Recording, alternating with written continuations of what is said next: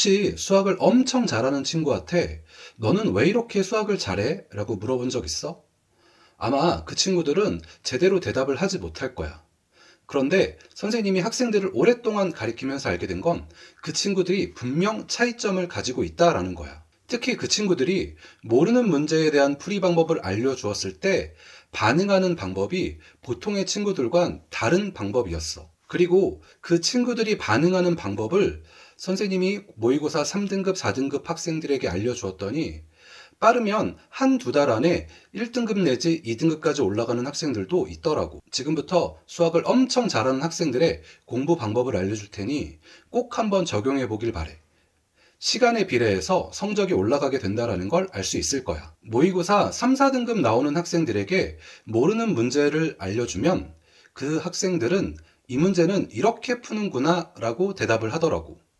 그런데 수학을 엄청 잘하는 친구들은 여기서 이렇게 하면 풀리는구나 라고 이야기를 하더라고. 똑같이 문제의 풀이 방법을 알게 되더라도 3, 4등급의 학생은 이 문제와 똑같은 문제를 풀기 위한 방법으로 익히는가 하면 공부를 잘하는 학생들의 경우 처음 보는 문제에도 적용이 가능하도록 뭐뭐 할 땐 뭐뭐 하는구나 라는 식으로 공부를 하더라고. 지금부터 실제 수학 문제를 살펴보면서 이 공부 방법을 어떻게 적용하는지 알려주도록 할게. 모의고사를 풀 때 뭐뭐 할 땐 뭐뭐 한다 라는 방식으로 공부를 한다고 했는데 fx와 gx를 만나는 점의 개수라는 표현은 fx와 gx의 각각 그래프를 그리다 라는 말로 받아들이면 돼.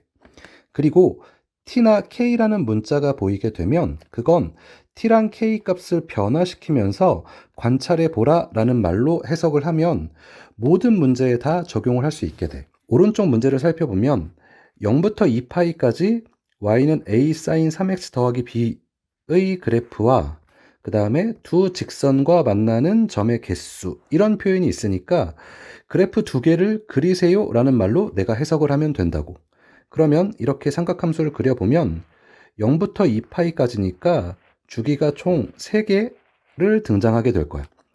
여기서 y는 9나 y는 2를 그렸을 때 만나는 점의 개수가 3개여야 되니까 이렇게 위를 지나게 그리거나 이렇게 아래를 지나게 그리면 된다라는 걸 알 수 있을 거고, 그 다음에 7개를 지나는 건 이렇게 그리면 된다라는 걸 알 수 있다고. 다음 문제에도 적용을 해보면 곡선과 직선이 만나는 점의 개수라는 표현이 있으니까 나는 3차 함수랑 y는 k를 그려라 라는 말로 받아들일 거라고. 그리고 여기 k라는 표현이 있으니까 조금 변화시키면서 관찰한다 라는 말이 무슨 말이냐면 여러 개를 그려보는 거야. k가 작으면 이렇게 생겼을 거고 이렇게 생겼으면 1개 이렇게 만나다가 k가 조금 커지면 이제 2개를 만날 거고, 그 다음에 더 커지면 3개, 그러다 더 커지면 2개, 그 다음엔 1개 이런 식으로 k 값을 조금 변화시키면서 관찰해 보면 극소값을 지날 때와 극대값을 지날 때구나 라는 걸 발견할 수 있을 거라고. 오른쪽 문제도 살펴보면 fx랑 gx라는 표현이 나와 있고 얘가 만나는 점의 개수가 2일 때 라는 표현이 있으니까 그래프를 그리세요 라고 받아들이면 된다고.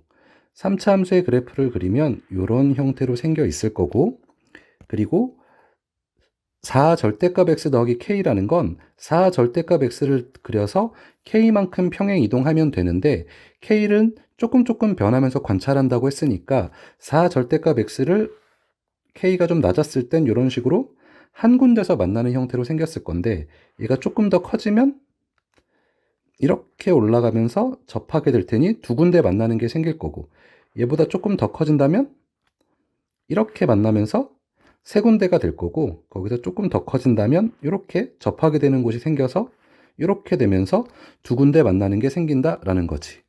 이렇게 뭐뭐 할 때 뭐뭐 탄다라는 식으로 문제를 연습한다면 다른 문제도 충분히 적용할 수 있을 거라고. 그리고 다음 문제도 적용을 해보면 fx라는 표현이 있고 그 다음에 fx랑 gx랑 같은데 그것에 서로 다른 실근의 개수가 3이 되도록 이런 표현이 있으니까 y는 fx랑 y는 ft의 그래프를 그리면 된다라는 말이라고.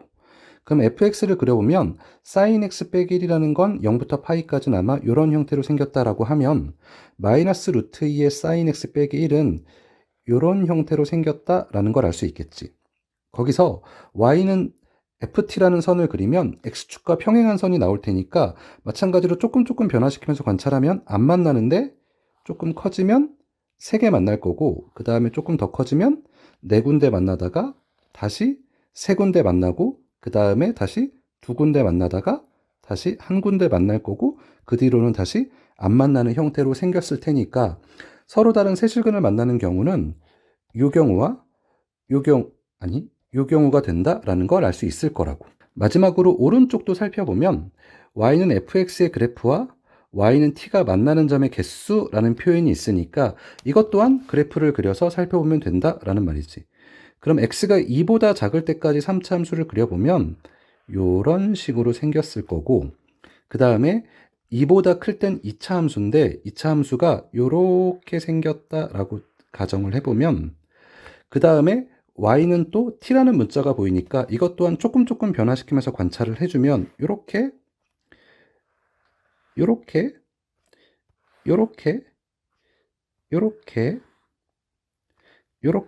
식으로 관찰해보면 함수값과 자극한과 우극한을 더했을 때 9가 되는 경우는 요 경우 한 가지 경우밖에 없다라는 걸 알 수 있을 거라고.